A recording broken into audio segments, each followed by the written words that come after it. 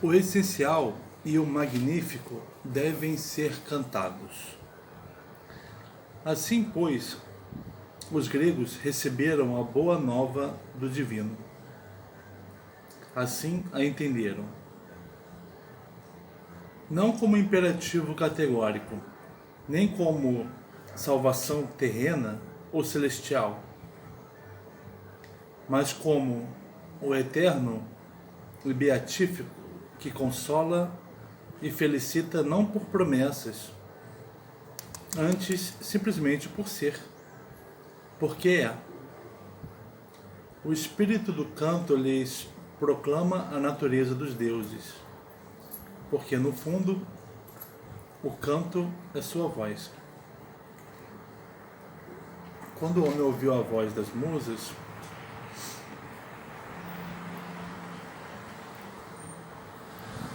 ele teve a presentificação das divindades, das manifestações espirituais, de tudo que existe.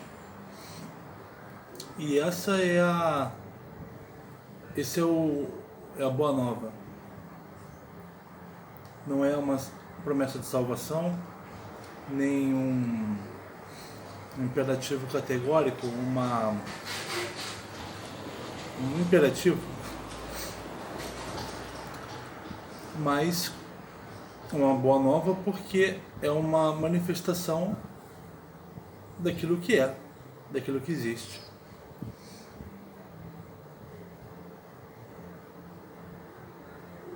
Os deuses se manifestam através das musas e do poeta, e eles são a boa nova simplesmente por eles serem. O grego antigo, a religião dele, para ele, não dizia para ele como ele deveria se comportar, mas dizia para ele o que é a realidade. Por isso, o homem pode, à sua modesta maneira, participar do divino, tomando parte no canto. O que o cantar eleva a seu reino sagrado, ao eterno pertence, ao intemporal, ao divino se relaciona. O homem é um ser temporal e finito, mas quando canta, quando ele fala a voz das musas, quando ele fala um poema, ele está se elevando ao reino sagrado, que é fora do tempo.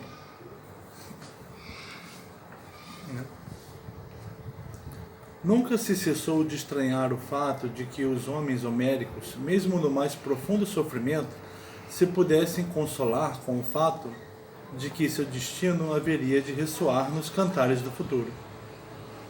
Na Odisseia, está dito que a guerra de Troia, com toda a sua miséria e ruína, era necessária a fim de tornar-se um canto para a posteridade. O quanto isso é incompreensível para o homem moderno, mostra-o o julgamento de Nietzsche. Ele chama de horripilante esta ideia, e de fato ela o é, se transcrita com suas palavras: ter de recair sobre os homens o mais grave padecimento para que não falte assunto ao poeta. Também Burckhardt se exprimiu em termos similares. No entanto, será que se pode desconhecer mais gravemente o espírito grego do que assim, atribuindo-lhe a ideia de precisar o poeta de um assunto que os próprios deuses, com terrível crueldade, teriam de arranjar-lhe, como Nietzsche diz expressamente? O canto da musa é a voz divina que brota do real, quando este é essencial e grandioso, pois o vulgar desce ao orco sem qualquer ressonância.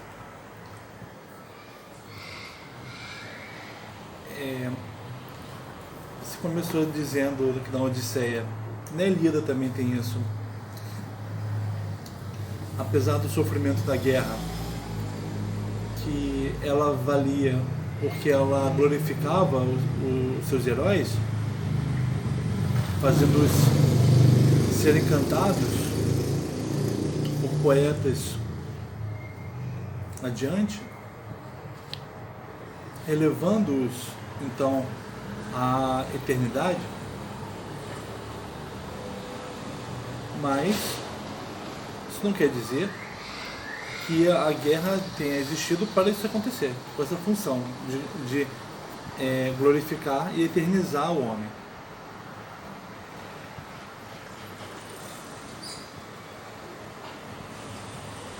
Está dizendo aqui que os deuses não fariam essa terrível crueldade para arranjar um assunto ao poeta, né?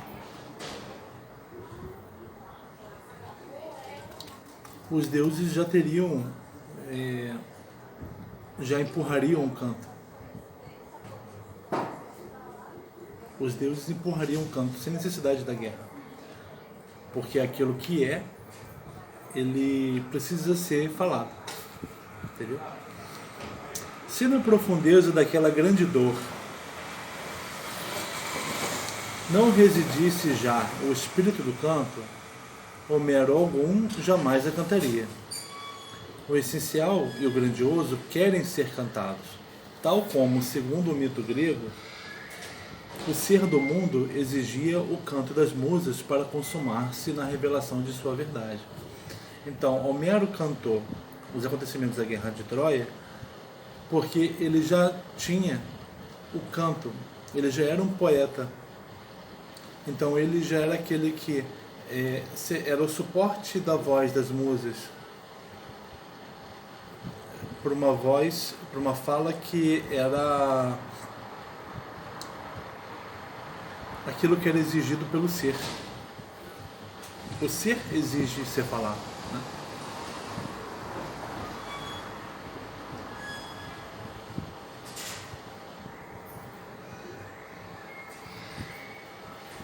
O mesmo que aqueles versos da Odisseia acima evocados dizem a propósito dos heróis da Guerra de Troia, nós o ouvimos na Ilíada da boca de Helena, quando esta se lamenta da desgraça que lhes sucedeu a ela e a Paris. Sucedeu-lhes tudo, diz então Helena, para que eles dois se tornassem tema de canto nas épocas futuras. E de novo, séculos mais tarde, um poeta trágico faz dizer o mesmo à rainha Écuba, que logo após a queda de Troia, Écuba, a mãe de Heitor, vai ser levada embora na miséria da escravidão. Eis, diz ela, que Troia estava predestinada ao ódio e eram inúteis todos os nossos sacrifícios. Mas se um Deus não nos tivesse feito afundar na desgraça tão profundamente, sem sinal ressoante desapareceríamos, sem fazer-nos cantares para as gentes futuras. Troia estava predestinada a cair,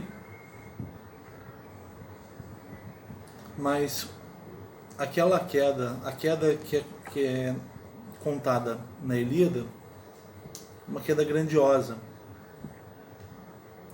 digna de ser cantada. Écuba, rainha de Troia, então entendeu que aquele final, aquela queda maravilhosa de Troia, tinha sido feita assim para que ela fosse pelos deuses, para que ela fosse cantada.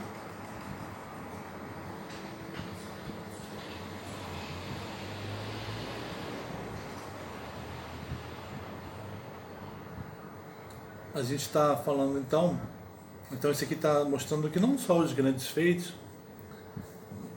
isso aqui entra como uma grande desgraça, né? Isso também é matéria do canto.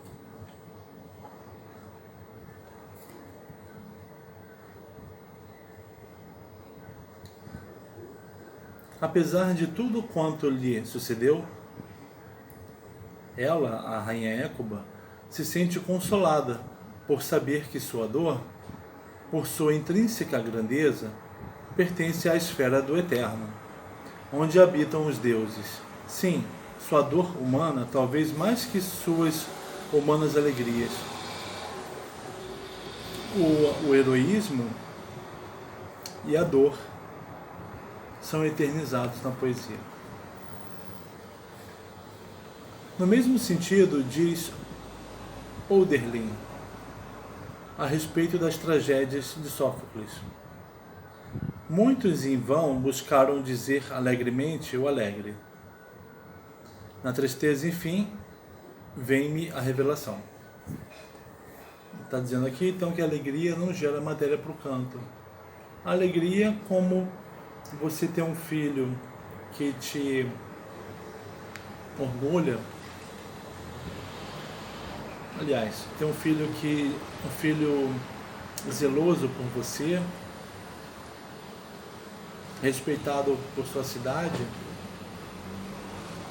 Essa alegria, isso não é matéria para canto. Matéria para canto é aquilo que é trágico. Por isso está associado ao heróico, muitas vezes, né? O herói é aquele que causa tragédia do outro lado.